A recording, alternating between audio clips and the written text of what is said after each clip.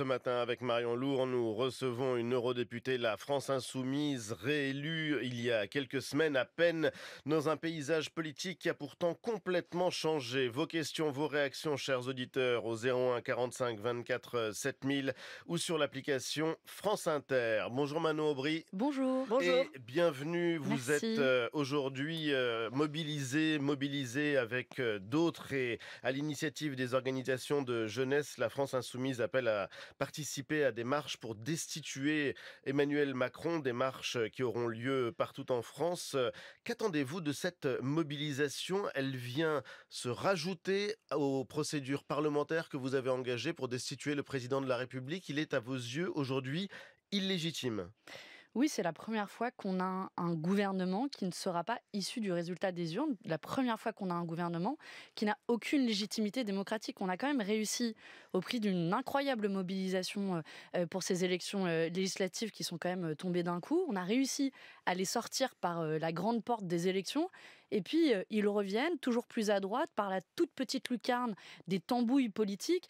Et vraiment, le message envoyé d'un point de vue démocratique, que vous soyez d'accord ou non avec le nouveau Front populaire, c'est: perdez les élections, dans notre pays, c'est devenu le meilleur moyen de gouverner ce pays. Donc oui, c'est un coup de force sans précédent, raison pour laquelle nous utilisons... Oui, c'est un coup de force. Oui, c'est un coup de force.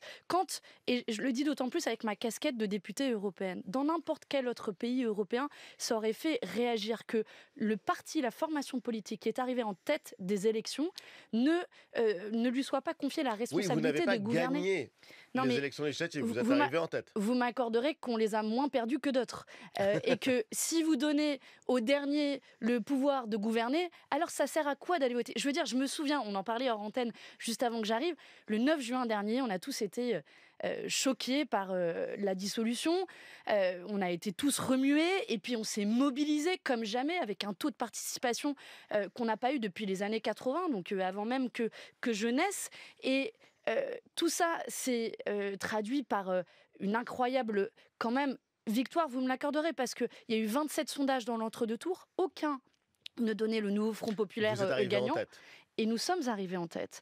Et il y a des millions de Français qui ont été soulagés, parce que pour des millions de Français, de battre l'extrême droite, c'était aussi une question de survie du quotidien. On a réussi à le faire. Et là, honnêtement, on se fait voler l'élection par un président de la République qui, depuis l'Élysée, décide qu'on va prendre les mêmes et on recommence, et encore plus à droite quand on voit en plus les noms qui circulent. Encore un mot, le nouveau Front populaire, ça existe encore. Vous avez fait campagne, on s'en souvient, en arborant régulièrement le trac de la NUPES et de l'Union des gauches. On a vu la NUPES se fracasser avant les élections européennes et dans sa foulée. Le nouveau Front populaire, aujourd'hui, il est déjà brisé. Il existe vraiment ? Oui, Ali Badou, vous m'accorderez le mérite de la cohérence, parce que c'est vrai, j'ai fait campagne pour les élections européennes avec le programme de la NUPES. J'y tenais parce que je croyais à cette unité de la gauche. On ne va pas refaire l'histoire, mais je pense que d'ailleurs, si nous avions été unis aux élections européennes, sans doute Emmanuel Macron n'aurait pas dissous l'Assemblée nationale. Et le pari d'Emmanuel Macron au moment de la dissolution, c'était que la gauche se divise. Et la gauche a réussi à s'unir sur un programme clair, sur un programme de rupture. Ensuite, elle a réussi à gagner. Deuxième pari remporté par le nouveau Front populaire. Et troisième pari, Emmanuel Macron s'est dit, bon, même s'ils arrivent en tête, ils n'arriveront jamais à se mettre d'accord sur un nom de Premier ministre. On l'a fait avec le nom de Lucie Questé. Quatrième pari remporté, il va bien y avoir quelques arrivistes à gauche qu'on va réussir à débaucher pour aller au gouvernement. Personne ne veut aller dans ce radeau de la Méduse qui est déjà en train de couler. Didier Migaud, ancien socialiste. Enfin, il n'a pas sa carte au Parti socialiste, n'a pas soutenu le nouveau Front populaire.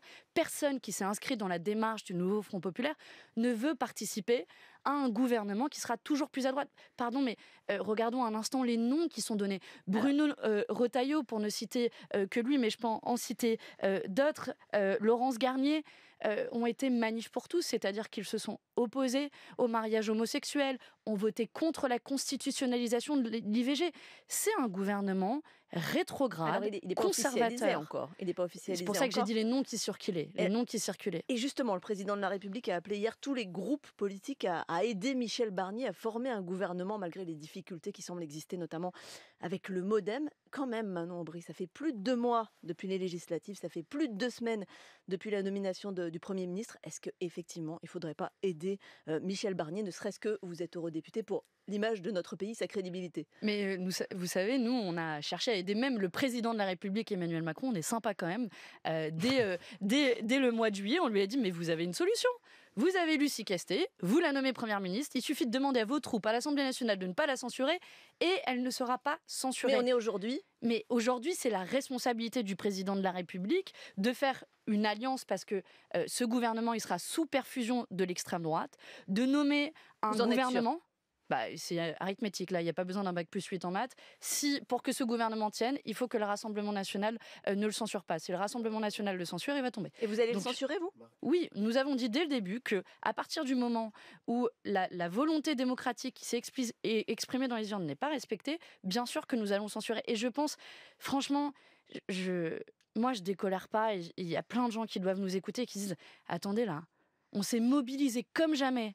On a voté parfois contre notre volonté parce que notre candidat qu'on préférait s'est retiré au second tour.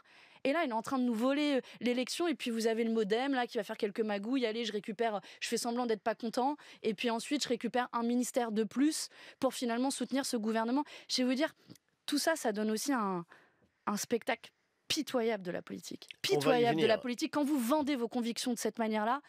Et ce qui m'inquiète, c'est l'impact sur le long terme de la démocratie. Si la démocratie est plus capable d'organiser notre société, d'organiser un fait majoritaire, alors c'est quoi l'alternative? On va y venir, Manon Aubry. De nombreuses questions d'auditeurs. On va filer au standard dans une seconde. Mais un mot quand même à propos du spectacle aussi que donne la gauche et ce nouveau Front populaire. Lorsque vous entendez l'ancien président de la République et député de Corrèze, François Hollande, dire que à gauche, la radicalité a montré ses limites. Quand on voit le spectacle de la division, voir des mots extrêmement durs échangés entre François Ruffin et ceux qui soutiennent Jean-Luc Mélenchon, c'était encore le cas à la fête de l'Humanité. Bon, c'est difficile de dire aujourd'hui, on incarne le leadership et une ligne claire en politique.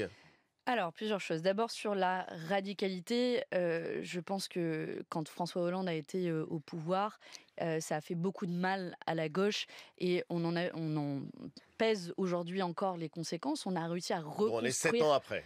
On a réussi justement à reconstruire la gauche sur un programme clair de rupture et qui suscite un espoir. Quand on est capable de dire qu'on va vraiment abroger la réforme des retraites, augmenter le SMIC à 1 600 € net, investir dans l'éducation, la santé, qui deviennent les variables d'ajustement d'un gouvernement qui a cramé la caisse, notamment Bruno Le Maire, ce sont des choses extrêmement claires. La reconnaissance de l'État de Palestine. Mais ça fait partie aussi des fondamentaux de la gauche. Et donc, moi, vous savez, je suis très attachée à l'unité du nouveau Front populaire, comme j'étais attachée à l'unité de la NUPES. Et il va falloir continuer à défendre cette unité. Mais c'est une fiction, cette unité. Mais non, c'est pas une fiction. Elle n'existe pas. Mais il y a un programme commun, un candidat commun pour être Premier ministre. Pardon, mais elle existe bien davantage. Vous avez vraiment regardé les images que nous avons tous vues de la fête de l'Humanité entre François Ruffin? Il y a des débats qui vivent à gauche et c'est normal. Mais nous avons fait campagne sur un programme commun. Et ce programme commun, je ne crois pas qu'il soit fondamentalement remis en cause par qui que ce soit. Ensuite, il y a des débats stratégiques qui naissent à gauche et c'est normal. Et moi, y compris, j'ai des réserves sur les uns ou sur les autres. Mais vous me prendrez pas à défaut sur celles et ceux qui tentent à chaque occasion de diviser la gauche. C'est le rêve d'Emmanuel Macron. Vous débrouillez très bien tout seul. La division et la résignation, c'est le double rêve de Macron. Eh bien, je ne suis pas prête à lui donner sur un plateau doré. On file au standard. Bonjour Élodie et merci de participer au grand entretien d'Inter. Oui, bonjour, merci à vous, merci de prendre ma question. Bonjour Manon Aubry. Bonjour. Voilà, je suis de gauche, je vote à gauche depuis que j'ai l'âge de voter, donc depuis plus de 25 ans. Que répondez-vous aux gens comme moi, et on est des millions, qui sont de gauche, qui votent à gauche, qui ont fait la campagne des législatives pour le NFP, qui ont voté NFP, mais qui disent Mélenchon, on n'en peut plus, c'est tout sauf Mélenchon. Moi, pendant la campagne, les gens, ils me demandaient la couleur de ma candidate et ils ne voulaient pas de Mélenchon, quoi. Ils ne voulaient pas sa tête sur les tracts, ils n'en peuvent plus et c'était des gens de gauche. Qu'est-ce que vous leur répondez? Merci Élodie pour votre question. Réponse Manon Aubry. Bonjour Marion. Élodie. Élodie, pardon. Marion, c'est Marion, elle est là. Pardon. Je vais vous poser des questions aussi. Mais... Bonjour Élodie. Je crois qu'il y a une campagne qui a été faite pour essayer de stigmatiser. Un jour, Jean-Luc Mélenchon, j'ai pas de doute que dans une semaine, dans 2 semaines, dans 1 mois, dans 3 mois, ce sera un tel ou un tel, et ça pourra être moi, Manon Aubry, parce que la phrase que j'aurais dite ce matin à la matinale de France Inter vous reviendra En attendant, répondez à Élodie. Mais moi, j'ai conscience que quand on défend un programme de rupture, oui, on ne rassemble pas toute la société, mais je pense qu'on peut rassembler le plus largement possible et que Jean-Luc Mélenchon a contribué à politiser une partie de la société, dans les quartiers populaires, dans la jeunesse, qui ne votait pas. Et que la force du nouveau Front populaire, c'est aussi sa diversité des visages, mais son unité du message politique. Et ce message politique, il a pu être construit aussi grâce à Jean-Luc Mélenchon. Il faut rendre à César ce qui est à César. Je veux dire, pareil, quand on dézoome un petit peu en Europe, vous prenez des pays comme l'Italie, où la gauche a été laminée. On va y venir Beaucoup nous envient sur cette capacité qu'a eu la gauche à tenir debout. On le doit beaucoup à Jean-Luc Mélenchon. Justement. Mais vous savez, Jean-Luc Mélenchon, c'est autour de lui, c'est un collectif, c'est un programme, et c'est ça qu'on défend. Et si je comprends, Élodie, que vous y adhérez à ce programme, eh bien, défendez ce programme contre tous les anathèmes, y compris qui pourront être faits dessus. Justement, à propos de Jean-Luc Mélenchon, Manon Aubry, il a expliqué le 7 septembre dernier dans une manifestation à une manifestante, il faut mobiliser la jeunesse et les quartiers. Tout le reste, laissez tomber, on perd notre temps. Est-ce que vous êtes d'accord? Ça veut dire que LFI ou le NFP, avec les ouvriers, avec les personnes âgées, avec les habitants des centres-villes, vous perdez votre temps, vous abandonnez une partie de l'électorat? Alors, cette phrase a été sortie de son contexte, mais j'ai pas de problème à y répondre. D'abord, vous dites il faut sortir les ouvriers. Non, je crois qu'il y a des ouvriers qui habitent aussi dans les quartiers populaires. Et ceux des centres-villes? Il y a aussi des quartiers populaires dans les centres-villes. Ou de la ruralité. C'est le cas à Paris. Donc, vous voyez que la fragmentation de l'espace n'est pas aussi simple que ça. Mais là, c'est lui qui fragmente. Mais il y a une réalité politique et arithmétique. C'est que aujourd'hui, dans la jeunesse et dans les quartiers populaires, le taux de participation est beaucoup plus faible que dans le reste de la France. Prenez aux élections européennes, c'est 1 jeune sur 3 seulement qui a voté, alors que c'est 1 personne sur 2 dans le pays. Et donc, oui, on a une responsabilité. Entre les lignes, c'est une accusation de communautarisme en quelque sorte. Non, vous savez, et c'est justement le débat qui est né entre François Ruffin et Jean-Luc Mélenchon, parce que François Ruffin disait que lui, il avait fait des tracts en fonction des quartiers, ce que nous avons toujours refusé de faire à la France Insoumise, et je pense que personnellement, c'est une erreur. En revanche, s'adresser à la jeunesse et aux quartiers populaires pour dire que, clairement, si on ne s'occupe pas de la politique, alors la politique va s'occuper de toi, et que oui, bien sûr, tous les gens sont dégoûtés, mais que, vous savez, quand tous les dégoûtés s'en vont de la politique, il ne reste plus que les dégoûtants. Donc oui, on a une responsabilité massive de réimpliquer des millions de gens dans la politique. Et c'est ce qu'on a fait aux élections européennes. Ma liste est arrivée en tête chez les 18-25 ans. Mais les 18-25 ans ont moins voté que le reste de la population française. Et donc je le dis à tous les jeunes qui nous écoutent, oui, ne vous privez pas de la politique. Et je suis fière que la France Insoumise ait réimpliqué des millions de gens dans ces quartiers, dans la jeunesse. Mais alors, vous avez raison, ce n'est pas les seuls leviers pour gagner les élections. On va retourner au standard, mais ce que dit François Ruffin, c'est que vous ne parlez qu'à la moitié de la France. Et quant à les électeurs, quant aux électeurs du NFP, beaucoup ont voté pour faire barrage à l'extrême droite et non pas pour un programme. C'est difficile de le nier. Bonjour Marc. Ah oui, bonjour. Merci de prendre ma question. Vous avez une question pour Manon Aubry? La question est en forme d'expression. Les chiffres sont têtus. Il faut 289 députés pour avoir une majorité. Si M. Barnier est au pouvoir, il lui manquera 76 députés. Si le NFP est aux affaires, il lui manquera également à peu près 90 députés. Bref, on n'en sort pas. Ça fait 3 mois qu'on est comme ça à s'envoyer des anathèmes à droite et à gauche. Les Français en ont assez. Ils souhaitent simplement une chose, c'est qu'on mette les ambitions personnelles au vestiaire, qu'elles soient de droite ou de gauche, jusqu'à M. Mélenchon soi-même, et qu'on fasse un gouvernement d'union nationale. Nous avons 3 200 milliards de dettes. On a 3 ans pour relever le bateau. Retroussons les manches et mettons les ambitions personnelles au vestiaire, s'il vous plaît. Alors, voilà, merci pour votre intervention, Marc. Commentaire ou réaction, Manon Aubry? Bonjour Marc. S'agissant des ambitions personnelles, je crois qu'on a fait la démonstration qu'on ne les mettait pas au premier plan, puisque nous avons proposé non seulement un gouvernement de Lucie Castet comme Premier ministre, mais nous avons dit si la participation de ministres insoumis est une difficulté, alors nous sommes prêts à soutenir ce gouvernement sans y participer directement. C'est bien la démonstration que notre ambition, c'était davantage que le pays puisse être gouverné sur la base du programme du nouveau Front populaire qui est arrivé en tête, sans forcément qu'il y ait une participation d'insoumis. Et ensuite, nous avons dit sur la méthode que notre objectif n'était pas de brutaliser l'Assemblée nationale, comme l'a fait d'ailleurs Emmanuel Macron ces dernières années, mais bien de construire des majorités. Donc, Lucie Castet, sa méthode de travail, ça aurait été d'aller voir chaque président de groupe à l'Assemblée nationale, elle leur avait déjà écrit d'ailleurs, pour dire concrètement sur le rétablissement de l'impôt de solidarité sur la fortune. Cette histoire, elle n'a pas eu lieu mais et elle n'aura pas eu lieu parce et en l'occurrence, elle n'est pas élue. Elle n'a pas eu lieu parce qu'il y a un homme... 10% des votes. Il y a un homme qui a décidé que le résultat des élections ne compte pas et ne compte plus. J'ai conscience qu'on n'a pas la majorité absolue.